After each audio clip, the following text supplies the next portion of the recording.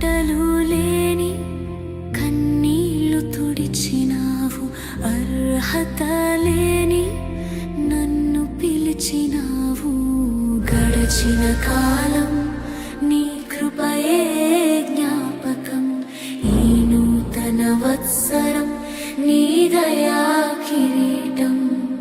కాలములు మారిన, దినములు గడిచిన, తరగని నీ ప్రేమే అది నాకు జ్ఞాపకం. విడువని నీ కృపయే అది నాకు జ్ఞాపకం.